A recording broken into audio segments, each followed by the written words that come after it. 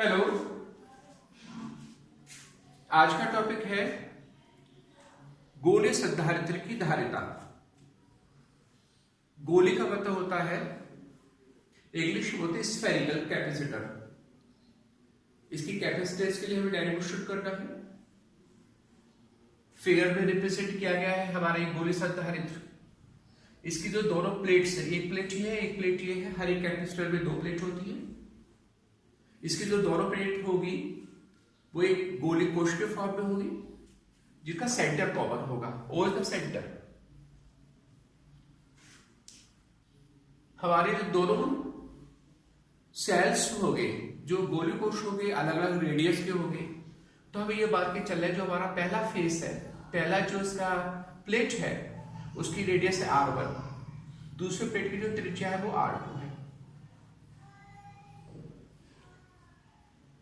दोनों प्लेट्स में जो चार्जेस होंगे, जो आवेश होंगे, वो बराबर होंगे।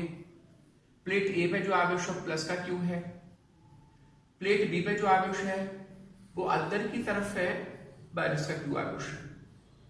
इसका जो बाहर का पृष्ठ है वो भू संपर्कित है। अब हमें इसकी कैपेसिटेंस का डेरिवेशन करना है। तो कॉमन फॉर्मूला क्या होता है, किसी भी संधारित्र की धारिता C बराबर होती है Q/V। Q is the charge और एनी आइदर प्लेट, किसी एक प्लेट पर आवेश Q हो जाएगा। It V the potential difference, it is the voltage between the plates, दोनों प्लेटों के बीच होगा विभवांतर। तो देखो, आवेश तो किसी प्लेट पर हमें Q मालूम है ही है। हमारी बेसिक बात होगी, हम इसका पोटेंशियल डिफरेंस निकाल लें, दोनों प्लेटों के बीच में विभवांतर कैलकुलेट कर लें और V की वैल्यू आप पुट कर देंगे तो कैपेसिटेंस के लिए हमारा डेरिवेशन हो जाएगा। तो बस ये काम करना है, we have to calculate the potential difference between the plates. हमने यहाँ पे दो मेथड एडॉप्ट किए हैं, दो तरीके हैं। जो हमारा सेकंड मेथड वो इंटीग्रेशन मेथड है, समाकलन विधि से है। तो इसको अभी हम लेटर ऑन बाद में डिस्कस करेंगे। पहले हम एक विदाउट इंटीग्रेशन, बगैर समाकलन के एक मेथड से हम कर लेते हैं। तो अभी हमने आपको बताया V क्या है, V is the potential difference between the plates. अब हमारी एक प्लेट ये है, दूसरी प्लेट B है, तो इसका जो पोटेंशियल डिफरेंस होगा that is VA difference VB। यह लिखा हुआ है पोटेंशियल डिफरेंस है VA, या डिफरेंस का निशान लगा सकते हैं, अंतर का निशान, क्योंकि हमें यह नहीं पता है, अभी ये नहीं पता है कि किस प्लेट का पोटेंशियल ग्रेटर होगा। तो हमने इस A के पोटेंशियल को VA लिखा हुआ है, B के पोटेंशियल को हमने VB लिखा हुआ है। तो डिफरेंस होगा VA डिफरेंस VB। अब हमें B प्लेट का पोटेंशियल निकालना है, एक बार A प्लेट का पोटेंशियल निकालना है। तो देखिए, B प्लेट हमारी भू संपर्कित है, it is connected to the earth. तो इसका जो पोटेंशियल होगा वो 0 होगा। इसकी तो अभी कोई कैलकुलेशन करनी ही नहीं है। तो here VB is equal to 0 directly लिखा हुआ है। अब हम A प्लेट का पोटेंशियल कैसे निकालें? तो यहां पे देखो, A प्लेट में जो पोटेंशियल होंगे ये दो आवेशों की वजह से होंगे। एक तो प्लेट A पर जो पॉजिटिव चार्ज है, पॉजिटिव चार्ज का अपना पोटेंशियल होगा, क्योंकि हर एक चार्ज अपना पोटेंशियल डेवलप करता है। तो प्लेट A पर दो पोटेंशियल्स होंगे, एक तो इसके अपने पॉजिटिव चार्ज के पोटेंशियल होगा और दूसरा होगा B के नेगेटिव चार्ज की वजह से A प्लेट का पोटेंशियल। अब अगर हम इस A के पॉजिटिव चार्ज की वजह से इसी के सरफेस में पोटेंशियल निकालें, इसी के पृष्ठ पर, तो फॉर्मूला लिखा हुआ है V इक्वल टू 1/4πε0। हमारा जो पॉजिटिव चार्ज है Q है, हमें इसके सरफेस पे निकालना है। तो इसके सरफेस की जो रेडियस है वो R1 है, तो ये हो जाएगा Q/R1। बेस दोबारा से रिपीट करते हैं, इसी पॉजिटिव चार्ज की वजह से इसी के सरफेस पर पृष्ठ पर जो पोटेंशियल होगा that is equal to 1/4πε0 Q/R1। ये इसका पोटेंशियल हो गया पॉजिटिव चार्ज की वजह से। B के नेगेटिव चार्ज की वजह से कितना पोटेंशियल होगा इसी के सरफेस पर, क्योंकि प्लेट A पे तो हमने पोटेंशियल निकालना है। तो देखो, आपको एक बात तो आपको पहले कभी बताई होगी कि अगर कोई आवेशक गोलीय कोश हो, स्फेरिकल सेल हो, चार्ज्ड हो तो उसके सरफेस पर और उसके भीतर हर एक पॉइंट पर जो हमारा पोटेंशियल होता है, जो विभव होता है, वो बराबर वैल्यू का होता है। उसके सरफेस पर पोटेंशियल निकाले या उसके भीतर किसी भी पॉइंट पर, इवन दैट उसके सेंटर पे भी निकाले तो पोटेंशियल उतना ही होगा जितना सरफेस पर, और सरफेस का पोटेंशियल सबसे ज्यादा होता है। उसके बाहर हम किसी पॉइंट का पोटेंशियल निकालेंगे तो वो डिक्रीज होता जाएगा, कम होता जाएगा। तो इस B के नेगेटिव चार्ज की वजह से इसके सरफेस पे जो पोटेंशियल होगा वो B के सरफेस पे पोटेंशियल के बराबर होगा। हम ये तो नहीं कह सकते B के सरफेस पे पोटेंशियल के बराबर होगा, क्योंकि B का जो पोटेंशियल है B के सरफेस का वो तो 0 है। लेकिन ये जरूर कह सकते हैं कि B का जो नेगेटिव चार्ज होगा उसकी वजह से जो पोटेंशियल हो सकता है उसके बराबर होगा। तो हमने क्या लिखा हुआ है, वो लिखा हुआ है -q चार्ज की वजह से इस A प्लेट का पोटेंशियल ये है बराबर 4πε0 -q अपॉन चार्ज -q लेके चलेंगे, रेडियस लेके चलेंगे r2, तो ये इट इज r2। तो प्लेट A पर टोटल पोटेंशियल ये हो गया, ये पॉजिटिव चार्ज की वजह से पोटेंशियल हो गया, ये नेगेटिव चार्ज की वजह से पोटेंशियल हो गया। इसमें हम कॉमन ले सकते हैं, हम कॉमन ले लें q अपॉन 4πε0, यहाँ पे जो टर्म बचेगा that will be 1/r1 minus यहाँ पे बचेगा 1/r2। सिंप्लीफाई करेंगे तो हम यहाँ पर एलसीएम लेके चलेंगे r1 into r2, यहाँ पर आ जाएगा r2 माइनस r1। तो ये पोटेंशियल हो गया at plate A। Therefore potential difference कितना हो जाएगा, पोटेंशियल डिफरेंस इसका पोटेंशियल तो ये हो गया q upon 4πε0 r2 minus r1 upon r1 into r2, और B प्लेट में पोटेंशियल है 0, तो यही तो हमारा पोटेंशियल डिफरेंस हो गया दोनों प्लेटों के बीच में। अब हमें पोटेंशियल डिफरेंस मालूम है तो इसकी धारिता C बराबर हो जाएगी Q अपॉन V। Q ऐसे ही रहेगा, B is the potential difference between the plates. यहाँ पर हमने इसकी वैल्यू पुट की, और वैल्यू पुट करने के बाद आप ये देखो हमारा जो r1 into r2 है, जो 4πε0 है, ये दोनों के दोनों ऊपर जाएंगे, Q से Q कैंसिल हो जाएगा, तो C का क्या डेरिवेशन है, C का क्या फॉर्मूला मिला, C इज टू मिला 4πε0 और ब्रैकेट में r1 into r2 upon r2 minus r1। ये r1 और r2 इसकी रेडियस है, 4πε0 एक कांस्टेंट है, तो अगर उसकी रेडियस मालूम हो तो हम उसकी कैपेसिटेंस निकाल सकते हैं। ये उस कंडीशन में है जब प्लेटों के बीच में हमने एयर ली हुई है, वायु ली हुई है। अब सपोज कर लो प्लेटों के बीच में हमने कोई माध्यम ले लिया, परावैद्युत माध्यम ले लिया, ऐसा परावैद्युत माध्यम ले लिया जिसका परावैद्युतांक है K। तो देखो प्रीवियसली मैं आपको ये बताया होगा कि अगर हम प्लेटों के बीच में कोई परावैद्युत माध्यम भर देते हैं तो हमारी जो कैपेसिटेंस होती है, हमारी जो धारिता होती है, वो इंक्रीज हो जाती है, बढ़ जाती है, और K गुनी बढ़ जाएगी, K टाइम्स। तो हमारा जो नया फॉर्मूला बनेगा, अगर प्लेटों के बीच में आप कोई परावैद्युत पट्टी लेके चले, कोई माध्यम लेके चले जो कंप्लीटली फिल्ड हो, दोनों प्लेटों के बीच में पूरी भरी हुई हो, तो कैपेसिटेंस C इक्वल हो जाएगा 4πε0 into K का गुणा आ जाएगा, और ऊपर टर्म हो जाएगा r1 into r2 अपॉन में होगा r2 माइनस r1। तो ये हमारा डेरिवेशन है फर्स्ट मेथड से। अब सपोज कर लो हम इसी कैपेसिटेंस को हम इंटीग्रेशन मेथड से निकालना चाहते हैं बाय द सेकंड मेथड, वो भी सिंपल है। हम क्या करेंगे, what we have to do, सबसे पहले हम हमारी जो दोनों प्लेट्स है, एक पॉजिटिव प्लेट है, दूसरी नेगेटिव प्लेट है, और आपको ये भी पता है जो प्लेटें आवेशित होती है उनके बीच में इलेक्ट्रिक फील्ड होता है।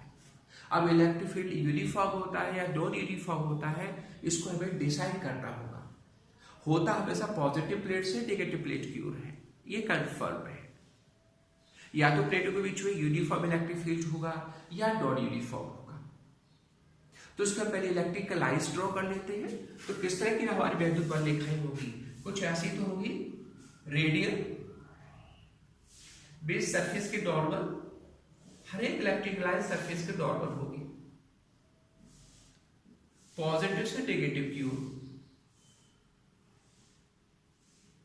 कुछ ऐसा ही तो होगा। इस तरह का हमारा फील्ड हो जाएगा। अब ये जो फील्ड है वो है रेडियल, त्रिज्य है, और आपको पता है जो रेडियल इलेक्ट्रिक फील्ड होता है वो नॉन यूनिफॉर्म होता है। जैसे किसी पॉइंट चार्ज का जो आगे जो वैद्युत क्षेत्र होता है वो नॉन यूनिफॉर्म अथवा वैद्युत क्षेत्र ही तो होता है, क्योंकि इलेक्ट्रिकल लाइन्स होती है उसकी रेडियल। तो यहाँ पर दोनों प्लेटों के बीच जो हमारा इलेक्ट्रिक फील्ड होगा, जो वैद्युत क्षेत्र होगा, वो नॉन यूनिफॉर्म होगा, असमान मान का होगा। अब हम क्या करें, what we have to do, हमें प्लेटों के बीच में कोई पॉइंट लेके चलते हैं। Let there is a point P, प्लेटों के बीच में किसी भी जगह ले लिया पॉइंट पी, जो सेंटर से आर दूरी पर है।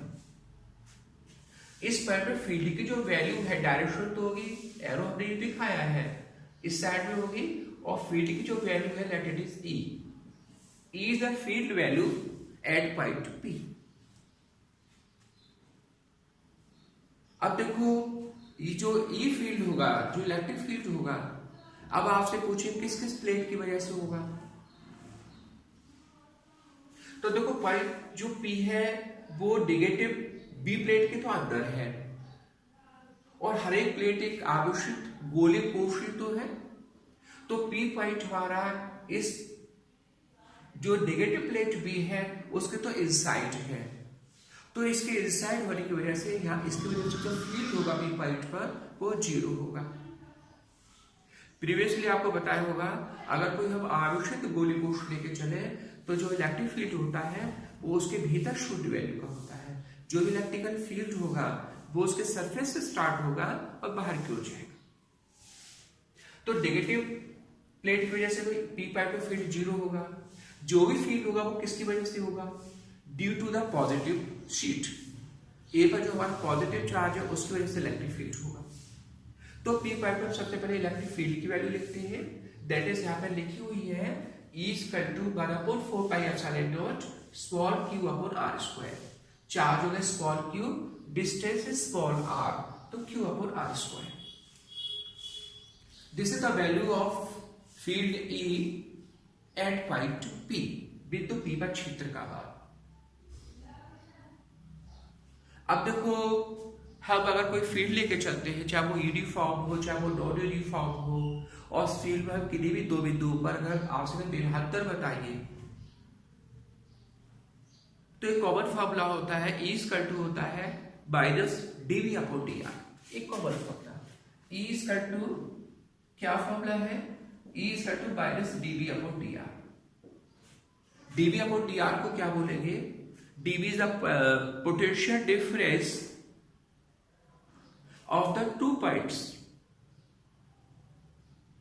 of separation of distance dr। इस वैद्युत क्षेत्र में अगर हम पास के दो पॉइंट लेके चले, उनके बीच की दूरी अगर dr लेके चले, तो उनके बीच जो पोटेंशियल डिफरेंस होता है उसे बोलते हैं dv। ये हमने आपको बताया, इसको हम विभव प्रवणता भी बोलते हैं। तो हमारा basically equal to the minus dv upon dr। अगर इसकी वैल्यू की फॉर्म में लेके चलेंगे, माइनस को रिमूव करके चले, तो E इक्वल टू लिखा हुआ modulus minus dv upon dr। From here dv equal to हो जाएगा a इनटू dr, dr का cross multiplication, dv equal to a into dr। आपसे फिर अगर पूछा जाए कि dv क्या है, तो यहाँ पर यो कह सकते हैं कि हमारी जो दोनों प्लेट्स हैं, इन दोनों प्लेट के बीच में, दो बिंदुओं के बीच में, दो पॉइंट्स के बीच में विभवांतर है। दोनों प्लेट्स के बीच में अगर दो पास के पॉइंट्स लेके चले तो उनके बीच में है विभवांतर, dv is the potential difference.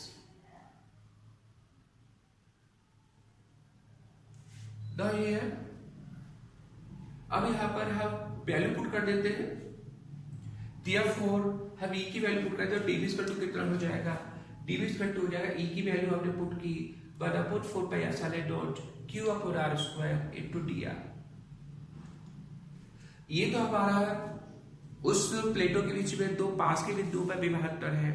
अब हम दोनों प्लेटों के बीच में विभाजन निकालना चाहते हैं, इस प्लेट से इस प्लेट के बीच में निकालना चाहते हैं, तो हमें इंटीग्रेशन करना होगा और इंटीग्रेशन की जो लिमिट्स लगाएंगे वो r1 से कौन से लगाएंगे, r2 तक, रेडियस r1 से r2 तक। तो देखो हमने टोटल पोटेंशियल डिफरेंस निकाला बिटवीन द प्लेट्स, तो v इक्वल टू लिखा इंटीग्रेशन r1 टू r2, अंदर लिखा हुआ है dv इंटीग्रेशन में, और dv की हमने वैल्यू पुट की 4 pi epsilon not q upon r square into dr।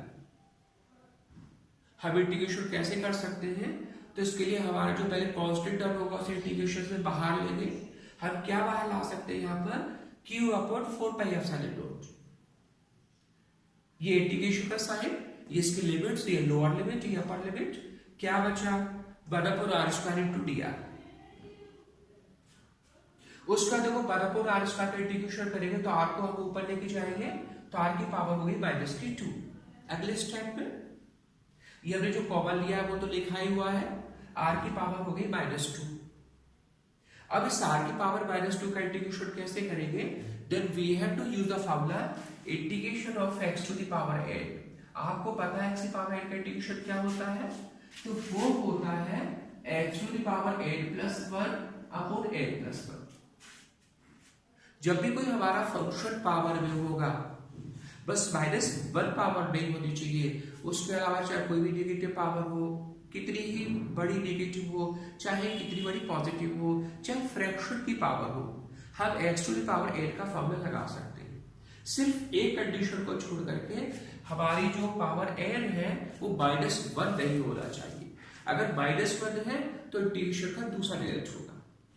फिलहाल यहाँ पे पावर कौन सी है, -2 है, तो हमने इंटीग्रेशन किया तो ये हो गया यहाँ पर v equal to q upon 4 pi epsilon naught r की power -2 plus 1 upon -2 plus 1। Limits लगा दी r1 से r2। इसको सिंप्लीफाई करेंगे तो देखो r की पावर -1 ऊपर हो जाएगा, नीचे -1 हो गया, तो माइनस आगे लगा दिए, ज्यादा टफ बात है नहीं। उसके बाद हम क्या करते हैं, हम पहले स्मॉल आर के प्लेस पर हम अपर लिमिट लगाएंगे, फिर माइनस करके स्मॉल आर के प्लेस पर लोअर लिमिट लगाएंगे। तो देखो हमने पहले स्मॉल आर के प्लेस पर यहाँ पे लिखा है r2 लिखा होगा, ये माइनस आगे है क्योंकि ऑलरेडी माइनस है, और माइनस माइनस ही हो जाएगा प्लस, फिर r के प्लेस पर लिखा होगा अपने r1। पहले अपर लिमिट लगाते हैं, फिर माइनस करके तो लोअर लिमिट लगाएंगे, तो जब पीछे माइनस लगाओगे तो माइनस माइनस प्लस हो जाएगा, तो ये हो गया। उसके बाद हम इस 1/r1 को पहले लिख लें और -1/r2 को पीछे लिख लें। ये लिखा हुआ है v equal to q upon 4 pi epsilon naught, bracket में लिखा हुआ 1/r1 -1/r2। अब वही एलसीएम ले लीजिए जैसे हमने यहाँ पे एलसीएम लिया था, इन द सेम मैनर आप यहाँ पे एलसीएम लेके चले, तो एलसीएम हो गया r1 इंटू r2, ऊपर जो टर्म होगा वो r2 माइनस r1 हो जाएगा, अपोन में नीचे होगा मल्टीप्लिकेशन में r1 इंटू r2। तो ये पोटेंशियल डिफरेंस आ गया अक्रॉस द प्लेट्स, प्लेटों के बीच में विभाजन आ गया, और जब विभाजन मालूम है तो धारता c equal to q upon v, वही common formula, q as it is q के प्लेस पर q रहा, और जो हमारा विभाजन आया v वो वही तो है, वैल्यू पुट करें तो वही डेरिवेशन, वही रिजल्ट। तो कहने का मतलब है कि हम चाहे इस वाले मेथड से करें और चाहे इस मेथड से करें, रिजल्ट हमारा वही आता है। ये इंटीग्रेशन मेथड है, ये विदाउट इंटीग्रेशन, तो टफ नहीं है, सिंपल से डेरिवेशन से, लेकिन इंपॉर्टेंट है। बस एक पॉइंट यहाँ पे थोड़ा सा दोबारा से फोकस कर लेते हैं कि किसी गोलीय संधारित्र की जो धारिता होती है वो उसकी रेडियस के ऊपर डिपेंड करती है, r1 के ऊपर डिपेंड करेगी, r2 के ऊपर डिपेंड करेगी। इसमें एक बात और ध्यान दीजिएगा, अगर प्लेटों के बीच में कोई परावैद्युत पदार्थ K भरा हुआ है तो यहाँ पर K फिर आ जाएगा, फिर आपको बार बार रिपीट करते हैं। अगर वैक्यूम होगा तो K की वैल्यू 1 लेके चलेगी, अगर एयर होगी तो 1 लेके चलेंगे, और अगर कोई परावैद्युत पट्टी लेके चलेंगे, माध्यम लेके चलेंगे, तो कैपेसिटेंस के फॉर्मूले में यहाँ पे के का मल्टीप्लिकेशन हो जाएगा और यहाँ पे भी के का मल्टीप्लिकेशन हो जाएगा, बस इतना सा चेंज होगा। तो सी का फॉर्मूला क्या मिला, सी का फॉर्मूला मिला C is equal to 4 pi epsilon naught into k और लगा लीजिए अगर परावैद्युत माध्यम है तो, और ब्रैकेट में R1 इंटू R2 अपोन में क्या है R2 माइनस R1। तो it is the capacitance of A spherical capacitor. Thanks a lot.